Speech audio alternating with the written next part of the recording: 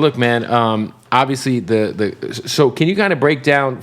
Because I don't think a lot of people understand a lot of the business model when it comes to the weed game. I think a lot of people think it's like we were talking off the air. It's like you get in the weed game and you just print money, which is not the case. So many companies they're here for 6 months, they're here for 2 years, and then they're gone. Like you said, you're 12 years in. For you guys, are you guys strictly distro, wholesale?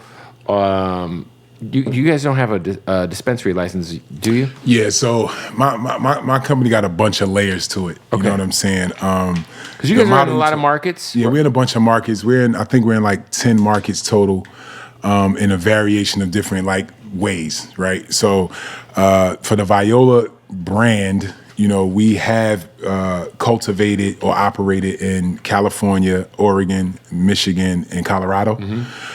To your point, now the industry has changed so much. I think the asset light approach, which means, to what you said, focusing on wholesaling, focusing more on just the branding, the sell through and different things like that, is probably the way to go if you're trying to scale a brand, almost like the kind of cookies model. Yeah.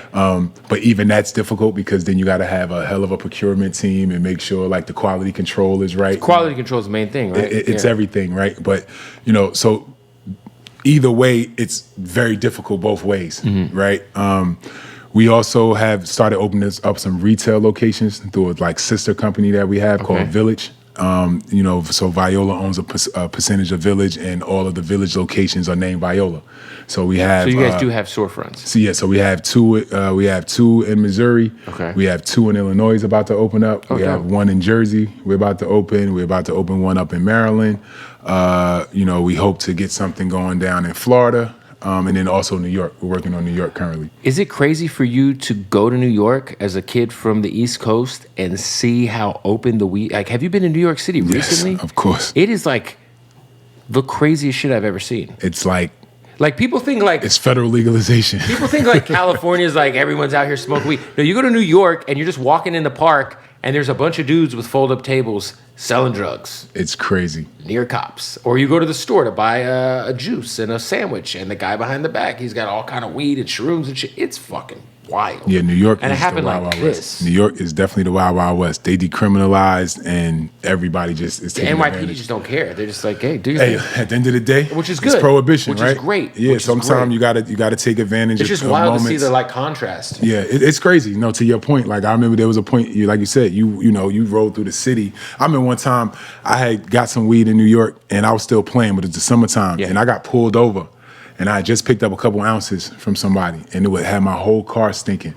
And I was so scared. Yeah. And the cop took my stuff and everything, and I told him it was a new truck. That's why the plate was wrong, whatever. And he literally gave my license and insurance back and was like, "Stop smoking in the car." I hadn't even smoked. I was just, what I'm saying? But he could have literally locked me up for it. You know what I'm saying? To your point now, I could be blazing. He pulled me over, like, "What's up? You want to hit this?" You know what I'm saying? So it's definitely changed a lot. And, I think that the New York program on the legal side is probably going to be one of the best in the industry, I think, because of the way that they are trying to make sure that legacy people that were disproportionately affected by the war on drugs are like winners and that are participating in the beginning and not in the later, like most states, because most states they give all these big companies this opportunity, then they say, okay, now we're going to let the people that the poor people get in. And I always say, like, I use the comparison, is like playing against the Warriors and spotting them 20-30 points and then saying go out and play. Which is literally what happened, yeah. You know what I'm saying? Yeah. So with New York, they're doing it, totally. They're doing it the right way. They're rolling it out properly, and I'm excited for the New York market. I think it's going to be probably the biggest in the country. Did you ever have to dodge piss tests? No. In the NBA? No, I didn't smoke until, like I told you, that one time. And then my last year in the league, I was just using more CBD and stuff like that.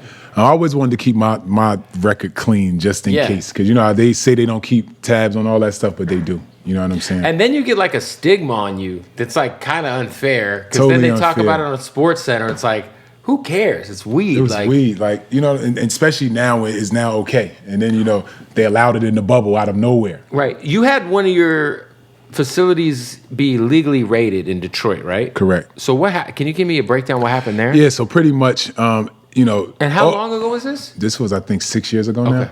But what happens is, like, in all these states, you know, you go through this whole process, right? And at the end of the day, unfortunately, it's still like regular state workers that are responsible for a lot of the information and all that kind of stuff. And like, even when I apply for licenses, like, bro, I'm literally giving every bank account, every lease, every this, every that.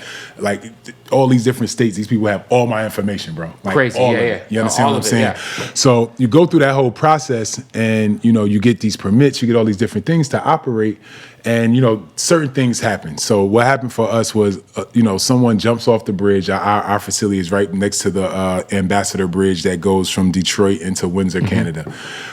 They're looking for the body. Allegedly, the Coast Guard comes past our building. They smell weed.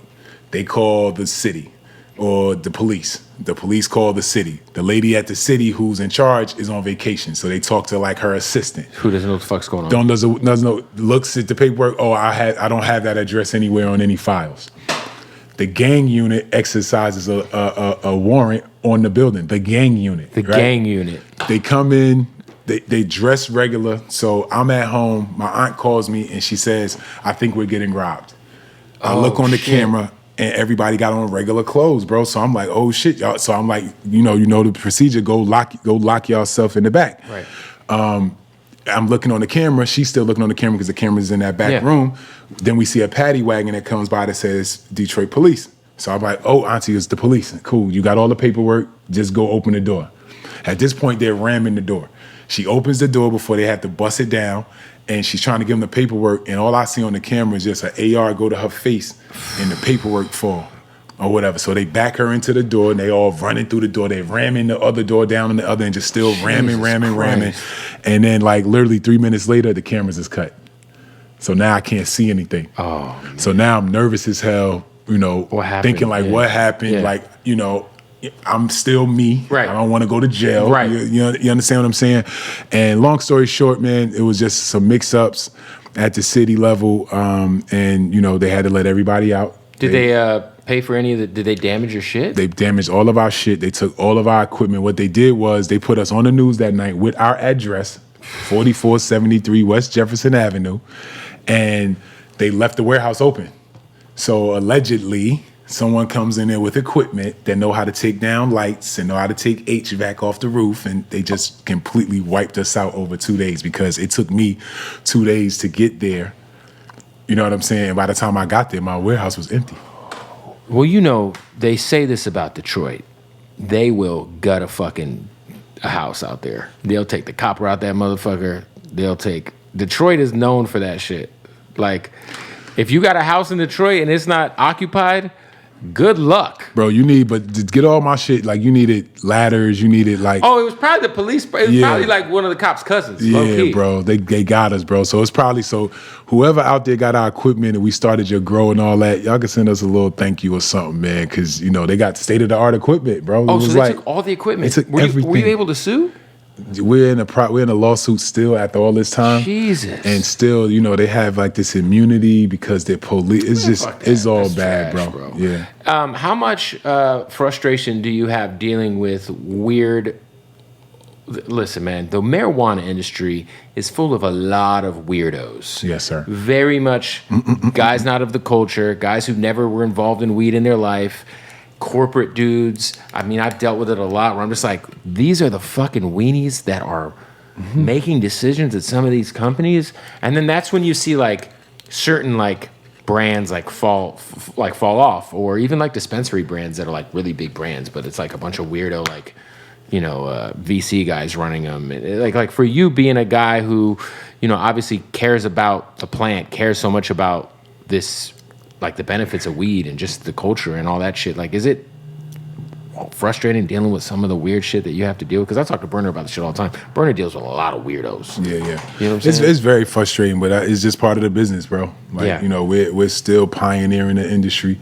And to your point, there's a lot of people that's going to come and go. You know what I'm saying? But it's all gonna weed itself out, and you just gotta be a part of the process. You know what I'm saying? So, yeah, I'd be frustrated, but not that frustrated. You know what I'm saying? I've kind of gotten used to it. You know, I think that once again, also because of my background being, of course, I mean, you have, for sure, you're a pro. You're a pro. So much. I'm a pro, exactly. Yeah.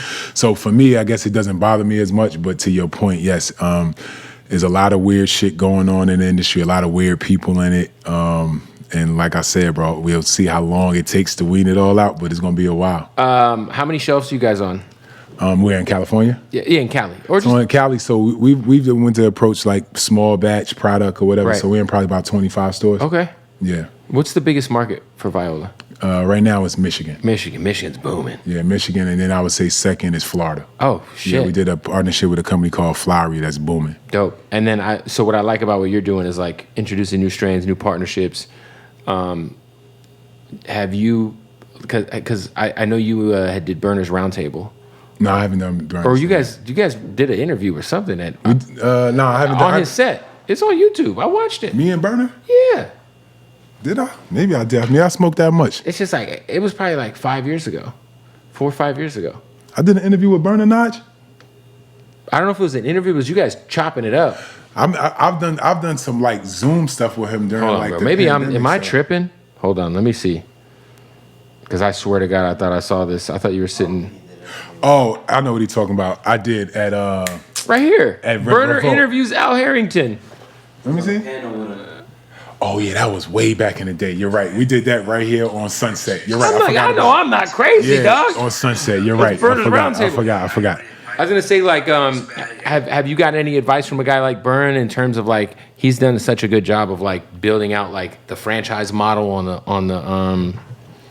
the dispensary side, and then obviously introducing new strains constantly. That's why I thought it was dope you did the Iverson shit, because I was like, oh, that makes sense. You know what I mean? Yeah, we talk all the time. Every time we see each other. Like the last time I saw him, I saw him when he did the Erykah Badu thing here in Cali. But before that, where we actually got a chance to sit in the trailer and talk for about an hour, was down in Atlanta for the Revolt conference.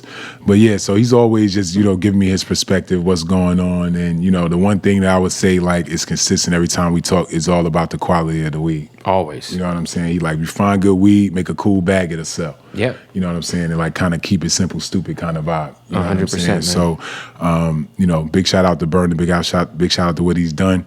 He's definitely, Well, listen, wherever you're at, well, not wherever you're at, but if this shit is, I smell the Iverson. This shit is gas. Shout out to Viola. I appreciate you pulling up, man, and talking. And thanks for having me. Congrats on the 12 years. Yeah, 12 years in this shit. Yeah, man. Hey, so go support. And then for people who don't know, like, what's the Instagram? Where can people kind of find out more information? Check out, our Instagram is @Viola.